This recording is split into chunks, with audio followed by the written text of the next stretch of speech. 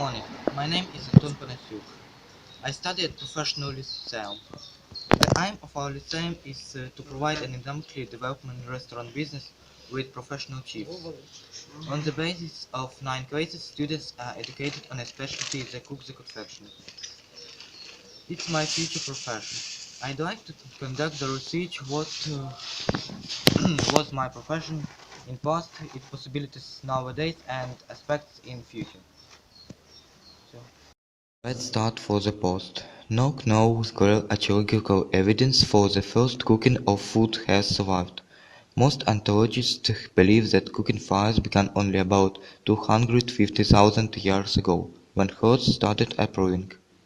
Phylogenetic analysis by Chris Organ, Charles Nunn, Darin Machanda, and Richard Wrangham suggests that human ancestors may have invented cooking as far back as 2 million to 3 million years ago.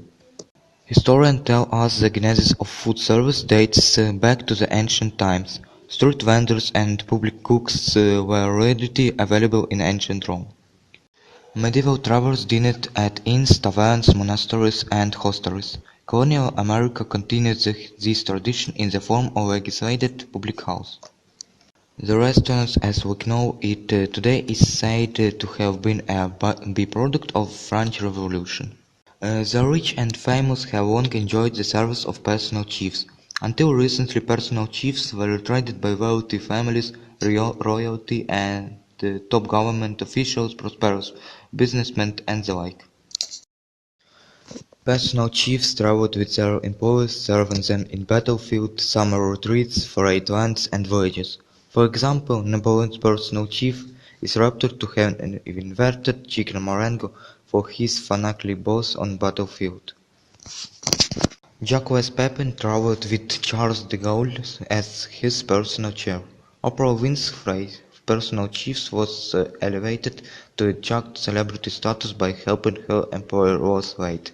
It's historical facts. Who was the first personal chief? Industry experts do not credit a particular person with this honor. Candy Wallace, founder of the American Personal and Private Chiefs Association, states, "Culinary history has not officially recorded when the first personal chief opened his doors for business. Was it hundreds of years ago when a talented chief cooked for several affluent families traveling from one estate to another? Or was the first personal chief someone who cooked for a friend's family that had fallen on hard times and needed help with the day-to-day chores of the household? History provides us with clues, but determining when the personal chief's profession emerged is open to discussion.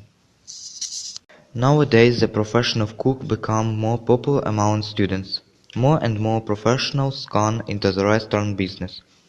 Every year, more and more citizens prefer to relax and meet with colleagues and friends in cafes, bars, restaurants. Therefore, the requirement to the quality and variety of cuisine and service level grow every year. This profession has different aspects. As for me, there are many things that I love about working in a professional kitchen. But if I had to choose only one, I would have to say person food knowledge. I find food absolutely fascinating. How the slightest change in flavor, texture, and season can be the difference between an okay dish and some of the best food ever. I also like the instant gratification you get when a customer absolutely loves your dish. I've never been a rockstar, but when someone raves about food, I sometimes feel like I am. Also, your tasks in a professional kitchen are very structured and defined. You have set goals for prep, execution, planning, etc. on a daily basis. It gives your work an intense focus without abstraction. Either you can get the job done properly or you can't. I've always found that working toward definite goals and achieving them is one of the best personal motivation in the world. In a kitchen, you get to do this on a daily basis. What is the worst part of the work? Although every profession has its own set of irritants, I hesitate to label anything the worst part of my job because there are things that I cannot accept it as part of the struggle to achieve my culinary goals. I find that when people, especially in restaurants, label something as the worst part of my day or the worst part of my job, that they are instantly admitting defeat and letting that worst thing take over valuable time to efforts as well as their mental and physical energy. As for the future, I think opportunities for chiefs and expected to rise by more than 20% over the next 10 years due to the restaurant industry expecting cyber growth. But what skills will future chiefs need? People first is embarking on fresh research with chiefs, hospitality business, supplies and industry watchers to get a better understanding of the types of skills the industry will need in the next 5 to 10 years. In recent years, the growth of gastropubs, casual dining establishments, and a focus on authentic ingredients has changed the way chef works and had increased the number of people who work as a chef but do many different tasks and use different skills. However, we are truly on the cusp of a robotic revolution.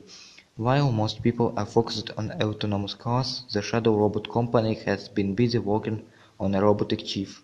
The robotic cook has 2 arms with humanoid hands and can cook, pour, and stir like any real human chef. The future is gonna be crazy. As a result of my research, I understood that the most wonderful part of my working with professional cooks and chefs is the absolute love they have for feeding and nurturing people. But I am not worried about my job security, because I don't think the robot will replace professional chefs. Not yet, at least. I'm just not sure it will ever get to the same cooking capabilities that a human has. It's very, very difficult for the robot to deal with inconsistencies in ingredients, and also the robot has no creative capabilities. Not to mention its lack of senses. The robot can't taste or smell, both critical abilities when it comes to cooking. It can't really understand flavors, which mean it can never really put together a dish of its own. Others. Most I know are somewhat introverted, but watching them work and transform their ingredients to create their food we eat is a privilege I enjoy every day. Even if it's as simple as olive oil, salt, and some acid. Chefs start their food with a sort of magic, and as I watch, I'm struck by how lucky the people are to have figured out what gives them pleasure. And then they figured out how to make a living doing it. That's a skill more of us need. I know perfectly what that not all cooks are in the kitchen out of love, but I bet if you asked the vast majority of them it's just a job, they would say no. It is too challenging, too hot, and too intense to be just a job. It's a labor of love. I believe my profession will be needed all time.